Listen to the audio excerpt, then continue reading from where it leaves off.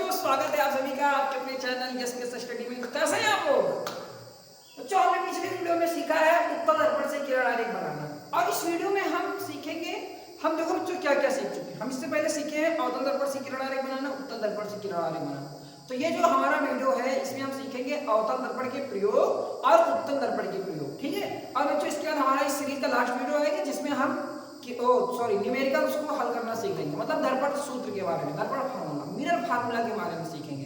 तो चलिए बच्चों इस वीडियो में हम पहले सीखते हैं अवतल दर्पण के प्रयोग, ठीक है। तो चलिए शुरू करते हैं। हमारा टॉपिक है अवतल दर्पण के उपयोग। अवतल दर्पण के उपयोग, देखो बच्चों, जब हम अवतल दर्पण के किरण आरेख बना रहे थे, क्या कर रहे थे? अवतल दर्पण के किरण आरेख बना रहे थे। तो उसमें हम लोगों ने एक बार किरण आरेख बनाया था कि अवतल दर्पण में, ठीक है बच्चों, जब वस्तु को ध्रुव और फोकस के बीच रखा जाए, कहां रखा जाए?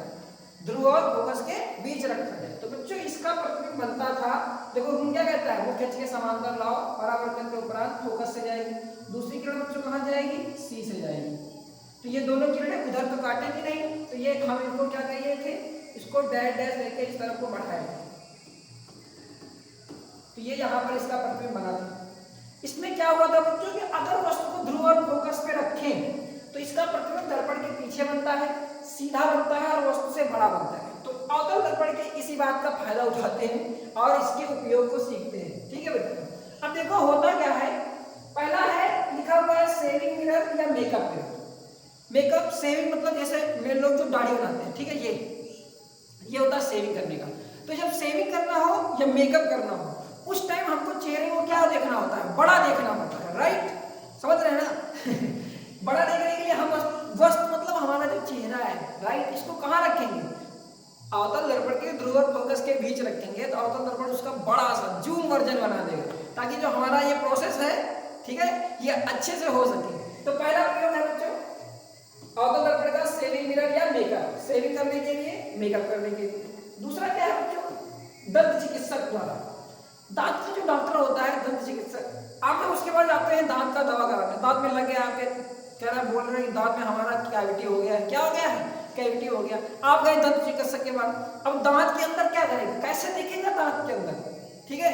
तो दांत के अंदर देखने के लिए वो क्या करता है? अवतल दर्पण का प्रयोग करता है बच्चों। अवतल दर्पण को आपके दांत के पास इस प्रकार से ले जाता है कि उसका जो दांत का बड़ा वर्जन बने, दांत जूम हो जाए, मतलब दांत को ध्रुव और फोकस के बीच में रखता है और वो दांत डेंटिस्ट को कैसा दिखाई देता है? बड़ा दिखाई देता है। इसीलिए अवतल दर्पण का प्रयोग दंत चिकित्सक लोग दांत को बड़ा देखने के लिए करते हैं। तीसरा है बच्चों सर्च लाइटों में। सर्च लाइट या वाहनों की हेडलाइट, चाहे वाहन की हेडलाइट हो या सर्च लाइट हो, हमको दूर तक प्रकाश चाहिए होता है, ठीक है बच्चों। अब दूर तक प्रकाश चाहिए होता है, इसका मतलब क्या है? देखो इसका मतलब ये है भैया कि ये जो आपका अवतल दर्पण है, ठीक है, अवतल दर्पण की खास बात क्या है?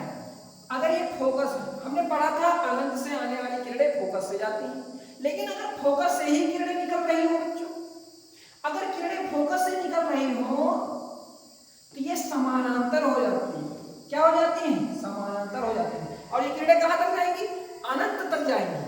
तो इसी चीज को ध्यान में रखते हुए इसका प्रयोग सर्च लाइटों में किया जाता है, ठीक है। जो सर्च लाइट हो या वाहनों की लाइट हो, उसमें जो बल्ब जलता है वो उसके फोकस पर जलाया जाता है, ताकि उससे जो किरणें निकले परावर्तन के उपरांत वो समानांतर हो जाए और वो दूर तक जाए, ठीक है बच्चों। तो ये भी आपको उपयोग समझ में आया। इसके बाद आता है टार्च और फ्लैश लाइटों में, ठीक है, टार्च और फ्लैश लाइटों।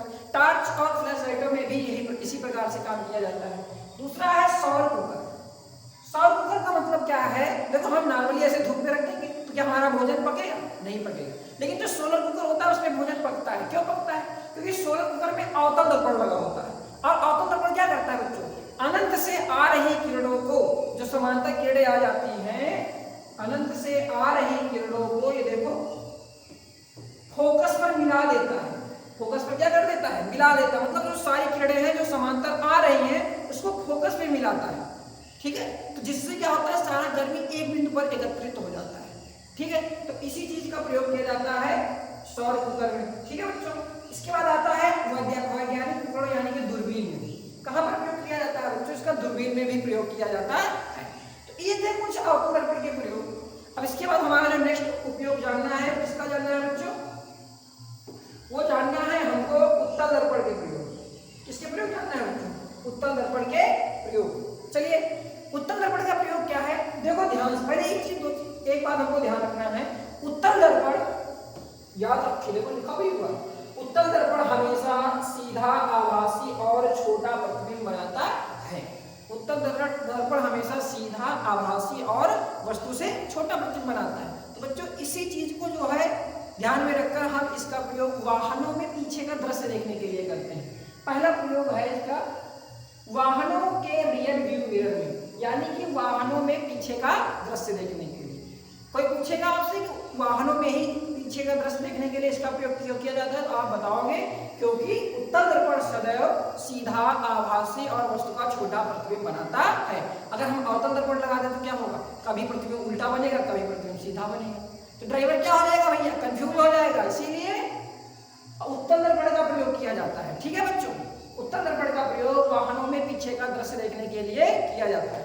एक बात और हमको ध्यान देना है, जो उत्तल दर्पण होते हैं, हमें यह अवतल बनाना है ना, जो उत्तल दर्पण होते हैं इनका जो है दृष्टि क्षेत्र अधिक होता है। इनका दृष्टि क्षेत्र देखो इतना होता है, ये इतना एरिया कवर कर सकते हैं, देख सकते हैं। उत्तल दर्पण का दृष्टि क्षेत्र क्या होता है? अधिक होता है।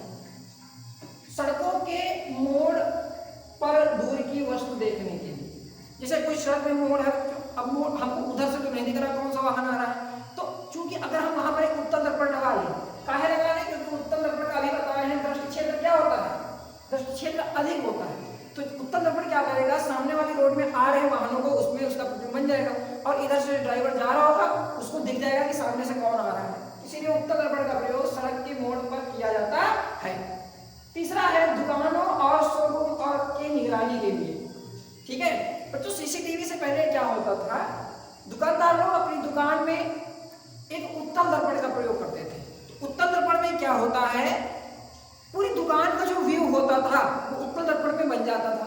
तो जो दुकानदार होता था वो बार बार अपने उत्तल दर्पण में देख लिया करता था, जिससे वो क्या करता था, उसका जो समय है हर व्यक्ति को देखने का, कौन क्या कर रहा है, उससे वो बच जाता था। तो इससे क्या होती थी? उसकी दुकान की निगरानी भी हो जाती थी। ठीक है बच्चों, और अगला क्या है? जहां अधिक क्षेत्र को देखने की आवश्यकता हो।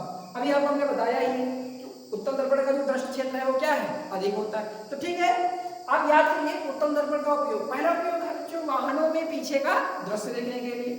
दूसरा है बच्चों वाहनों में पीछे का दृश्य देखने के लिए क्यों किया जाता है? क्योंकि उत्तल दर्पण हमेशा सीधा, आभासी और वस्तु से छोटा प्रतिबिंब बनाता है, और इसका जो है दृष्टि क्षेत्र क्या होता है? अधिक होता है। ठीक है बच्चों, दूसरा उत्तल दर्पण का प्रयोग है जो सड़क के मोड़ पर दूर की वस्तु देखने के लिए। तीसरा है बच्चों दुकानों और शोरूम में निगरानी करने के लिए किया जाता है। ठीक है बच्चों, तो ये थे कुछ उत्तल दर्पण के प्रयोग।